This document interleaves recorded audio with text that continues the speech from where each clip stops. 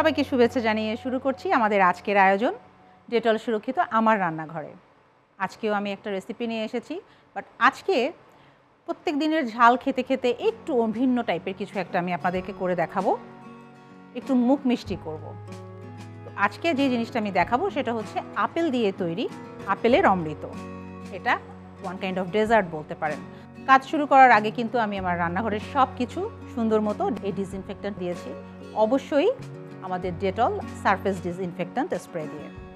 কিচেনের counter top, table, chopping board, knife সব কিছু কিন্তু আপনি এই ডিসইনফেক্ট্যান্ট স্প্রে দিয়ে স্প্রে করতে পারেন। আমি আমার মূল কাজে চলে যাব।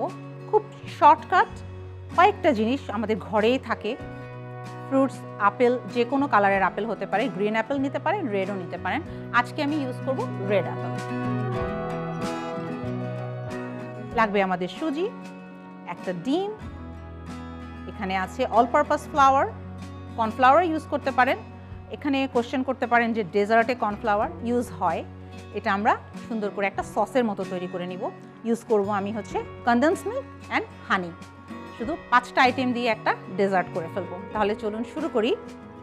অ্যাপেলটা কেটে নিব হচ্ছে সিডলেস করে চারদিক থেকে এইভাবে।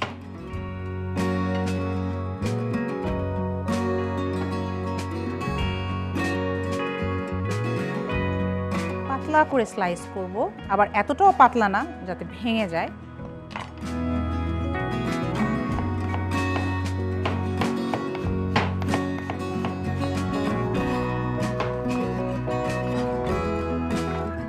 আমার বার্নারটা অন করে নিচ্ছি, সস তৈরি করব।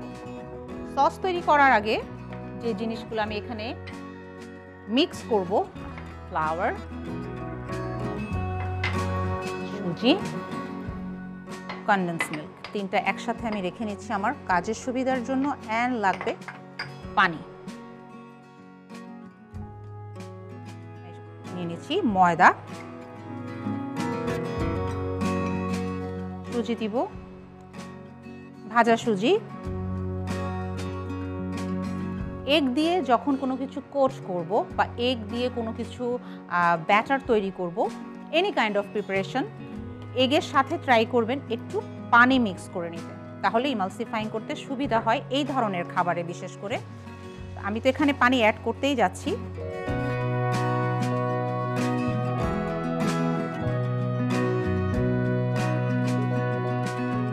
তিন টেবিল চামচের মতো নিয়ে নিলাম। খুব ভালো করে মিক্স করব। এটা সস হবে, আগেই বলেছি আমি। এবং ময়দাটা যখন চুলাতে যাবে এটা কিন্তু আরও থিক হয়ে আসবে। এটা আমি কুক করব, যেহেতু এগ আছে এটাকে একটু আমাদের রান্না করতেই হবে। আর ডেজার্ট, অ্যাপেলের যে সসটা এর ভেতরেই অ্যাপেলটা রান্না করতে হবে। আগে থাকতে মিশিয়ে নেওয়ার কারণ হচ্ছে যদি গরম প্যানে দেই কার্ডেল হয়ে যাবে, এই জন্য খুব সুন্দর করে মিক্স করে নিলাম।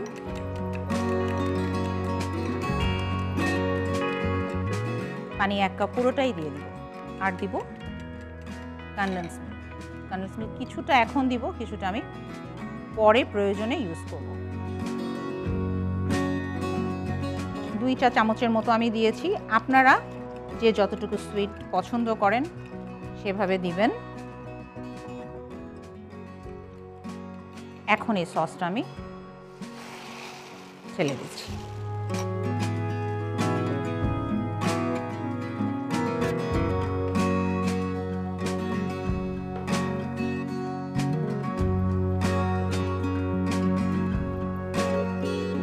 এখন আমি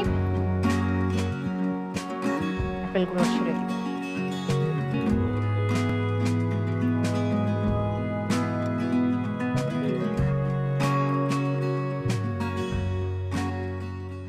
অলরেডি বয়েলিং পয়েন্টে চলে আসছে।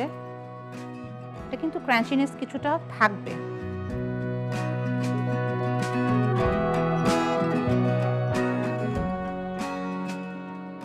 এই ডেজার্টটা আমরা ম্যাঙ্গো দিয়েও কিন্তু করতে পারি।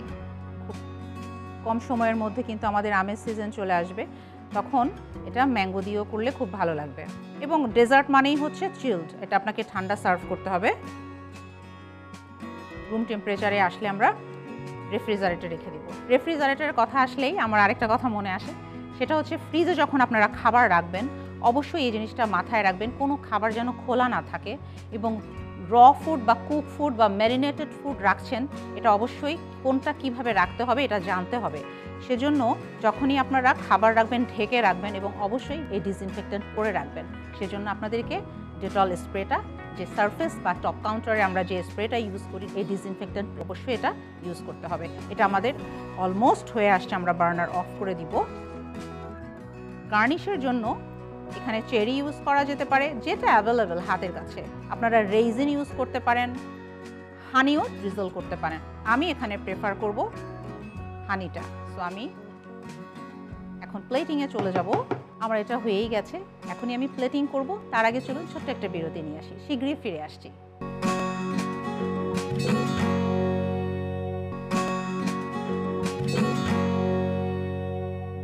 চলে আসলাম বিরতির পরে ডেটল সুরক্ষিত আমার রান্নাঘরে। চলুন প্লেটিংয়ে চলে যাওয়া যাক।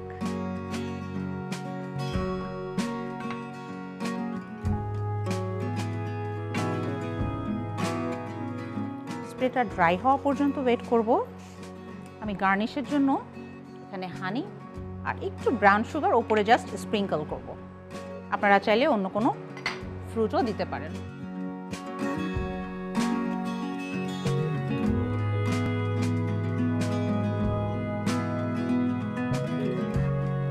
এ ধরনের ডেজার্ট বা এই ধরনের কুজিন আমরা ফ্রেঞ্চ ডাইনিংয়ে আমরা সার্ভ করে থাকি।